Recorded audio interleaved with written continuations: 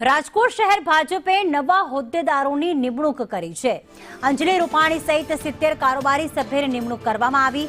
18 વોર્ડના પ્રભારીની પણ નિમણૂક કરવામાં આવી છે। 3 મહામંત્રીને વિધાનસભા વાઇસ ઝોનની ફાળવણી કરવામાં આવી, જ્યારે રાજકોટ મહાનગરપાલિકાની ચૂંટણીની આગોતરી તૈયારી શરૂ કરવામાં આવી છે। દિવેશ જોશી વધુ વિગતો જણાવશે। દિવેશ, કોની કોની નિમણૂક કરવામાં આવી અને જ્યારે આગામી સમયમાં રાજકોટ મહાનગરપાલિકાની ચૂંટણી ભલે તારીખો નથી આવી પણ જાહેરાત થશે, ત્યારે તૈયારીના ભાગરૂપે અત્યારે કઈ રૂપરેખા તૈયાર કરવામાં આવી છે?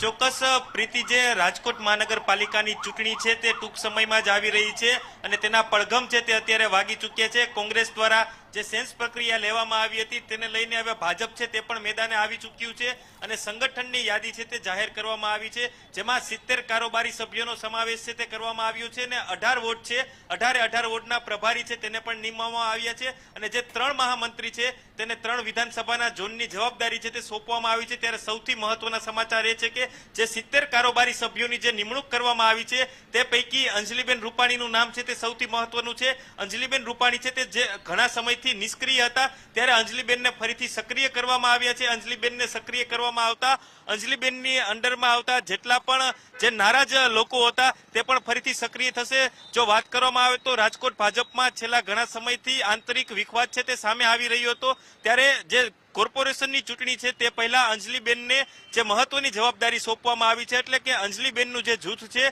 તે હવે સક્રિય થશે। તેને લઈને રાજકોટ ભાજપ છે તેને ખૂબ જ મોટો ફાયદો થવાની શક્યતા છે તે સેવાઈ રહેલી છે। વોર્ડ નંબર 10ના જે અંજલિબેન છે તેને જવાબદારી છે તે સોંપવામાં આવી છે, ત્યારે જે 70 કારોબારી સભ્યોની નિમણૂક કરવામાં આવી છે પ્રીતિ, તેને લઈને જે રાજકોટનું જે રાજકારણ છે તેમાં ખૂબ જ ભાજપને ફાયદો થવાની શક્યતા છે અંજલિબેનને સક્રિય કરવામાં આવતા। પ્રીતિ, બિલકુલ, આભાર દિવેશ તમામ વિગતો માટે।